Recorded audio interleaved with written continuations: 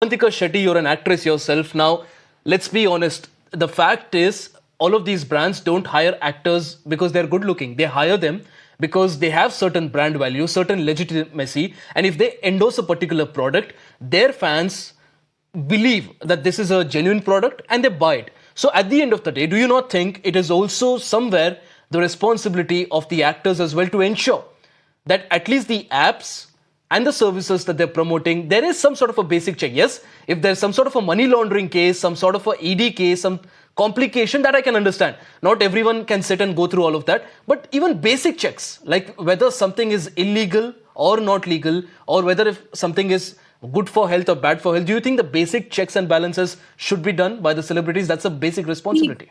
basic checks, obviously, and for example, if I'm talking about a celebrity like Rana Daggubati, who's got a huge team, a huge fan base, and he has people to look after all these things.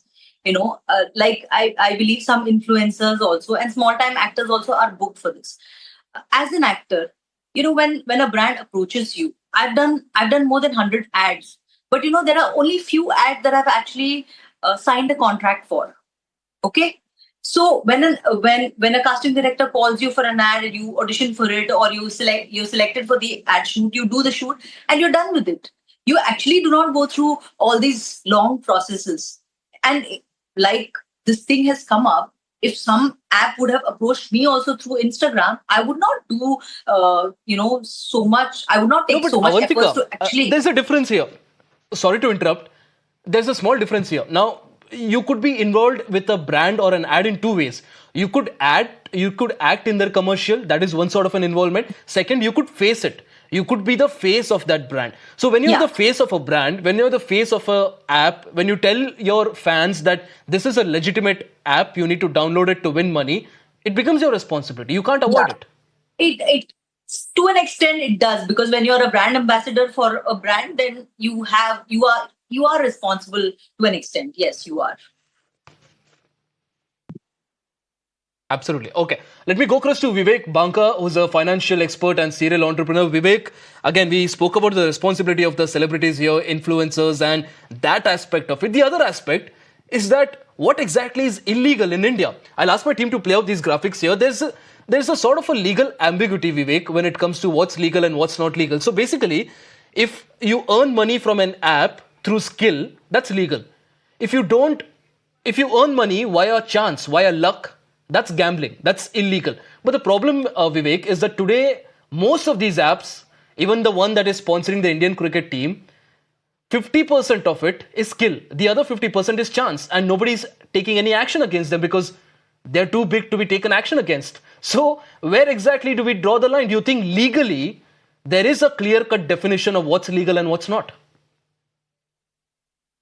Thanks for having me. I think I would not go into the legality of this for now, but I would like to disagree with my earlier guests right now in terms of the celebrities taking ownership of what they endorse. There's a very well-known saying that with power comes responsibility, and it is important that these celebrities who endorse a lot of these brands they themselves take moral responsibility for some of the things they endorse. Needless to say, comparing a cement brand to a betting app is comparing apples to oranges, and I'm sure that kind of discretion a celebrity can take to differentiate between a cement brand, a betting brand, or a crypto brand. We have seen since times immemorial people endorsing Sahara, people endorsing Dream 11, as you rightly said, people endorsing things like Wazir X, very well-known celebrities. If you go to the stock markets, people endorsing a lot of small cap stocks, etc. All of these things have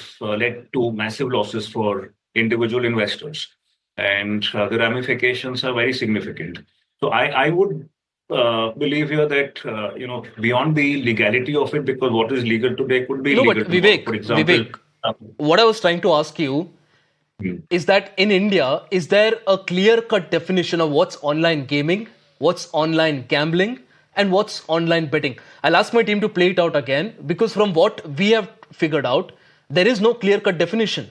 There is a gray area, and the problem is in this gray area, such massive businesses, massive empires have grown. Like I said, $100 billion. Yes, It which is has to be exactly. tamed, because what's happening is that these people are exploiting loopholes and thousands of people are getting trapped. Yes, exactly. So this is exactly what I'm trying to come to. The gray line between legal and illegal is very, very thin in India. In fact, if you see, go back 3 years ago, crypto exchanges, a lot of these things were perfectly legal. And in fact, even till now, they have not been, defined as illegal, but the tax and the regulations have become so stringent that the government effectively is deeming it as illegal. So the onus here has to be on the celebrity, I feel, to a large extent. Of course, I agree partially that they completely cannot be held responsible, but to some extent, they have to use their discretion to see which are things or brands that can lead to losses or lead to any kind of Okay. detriment All to right. the All end right. So user. you're also of the And opinion that celebrities yeah. have to be held responsible.